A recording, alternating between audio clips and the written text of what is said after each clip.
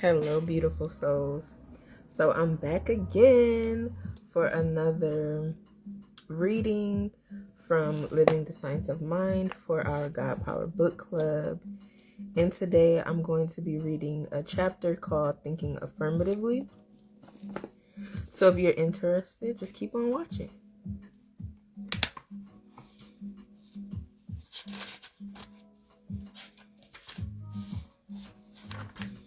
Okay, so this chapter is about 5 pages long. So I'm going to read the whole thing, but I'm probably going to, when I post this on YouTube, I'm probably going to make it a 2-part video. So if you're watching this on YouTube, this is part 1. Look out for part 2. Thinking affirmatively. There is a power for good in the universe greater than you are, and you can use it. We all believe this. The question is, why do we not use it more effectively? If all things are possible to faith, why do we not have more faith? If affirmative prayers are answered, why do we not always pray affirmatively? Let us try to figure out just how we can more effectively cooperate with the law of mind in action. So I'm glad that it started with this paragraph because I was thinking that I would have liked to mention this before I began reading, but it mentions it for me about how I find value in reading this and sharing it publicly for free because I feel like a big part of alignment is being aligned with universal laws. So my current concept of alignment has to do with truth and authenticity. So whenever we're burnt out or unhappy, feeling unfulfilled, it's because to some degree we're not in alignment with truth and our authenticity. And a part of truth is that, one, we are the creators of our experiences, but also there are universal laws that we can align our thinking, feeling, and behavior to that will make things flow. So I'll continue. First, let us begin with the thought that we are all united with an invisible force, which is creative, and that we are already one with a universal mind which can do anything.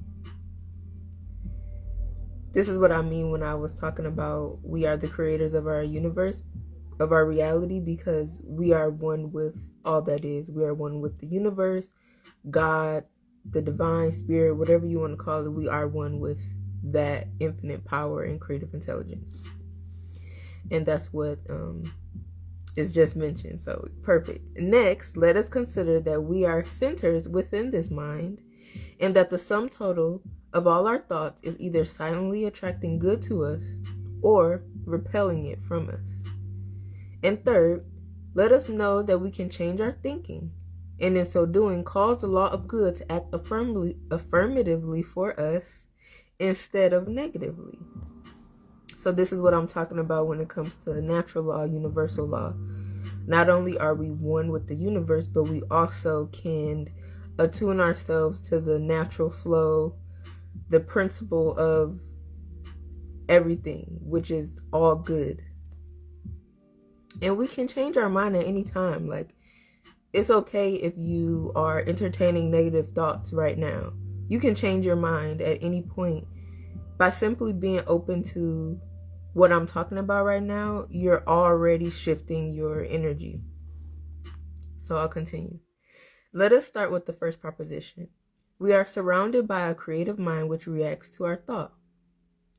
This is the basis of all faith and all effective prayer. This is why Jesus told us that when we pray, we should believe we already have what we desire. When Jesus said that it is done unto us as we believe, he implied that there is a power that can, will, and must react to us. But this power has no choice other than to react to us in the way we think. This power acts as a law operating on our beliefs. This is why Jesus said that it is done unto us as we believe. So this is why one of the principles that I advocate for is mindfulness, because when we are not aware of our thinking, we're not aware of how we are creating. But when we are aware and we can create more consciously and effectively in alignment with our true desires, and that'll foster more fulfillment and happiness instead of like burnout, unfulfillment, depression, things like that. So I'll continue. It says, until the time of Jesus, it had been believed that God might help us, that there were concessions he would make if we pleased him or if we performed certain rites or ceremonials. Jesus changed these suppositions into certainties. He says simply and directly that there is a power that operates on your belief the way you believe. Therefore, he added, be sure that you believe that you already have what you desire, and then the law of good will bring it to you. But even the law of good, which is all powerful, can bring you only as much good as you accept. This accepting is an act of your own mind. It is an act of faith. No one else before Jesus had made such a claim. Only within the last 100 years or less have people come to realize that he was talking about a spiritual principle in which we all are rooted, which operates on our faith, our conviction, and our acceptance. So not only must we believe, but we must also make room in our heart, in our life, to accept the good that we have affirmed. So it says, it is the very simplicity of his claim that causes us to overlook its deep and dynamic meaning. Jesus was really saying this: you are surrounded by a mind, a power, an intelligence, or a principle that receives the impress of your thought and acts upon it exactly as you think. Your thought is like an image held in front of a mirror. Thought itself is a law, reflecting back to you what you think. Now we come to our second concept. We are thinking and active centers in this mind. And the sum total of all our thoughts is either is either silently attracting good to us or repelling it from us. This shows the part we are to play in our use of the power greater than we are, our God power. It is the sum total of all our thinking that we must consider. And in doing this, one of the first things we learn is that about 90% of our thinking is unconscious. Psychologists now tell us that 8% of our accidents are unconsciously invited. That at least 75% of our diseases are unconsciously created. That our success or failure in life is largely unconscious. And of course, our happiness or our misery is almost entirely so.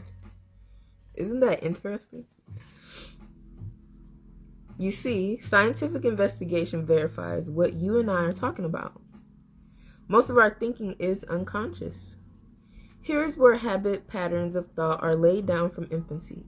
It should be our purpose to find out what these thought patterns are, and when they are unhappy or morbid or filled with fear, to change them so that the natural, normal flow of the life force itself shall be resumed.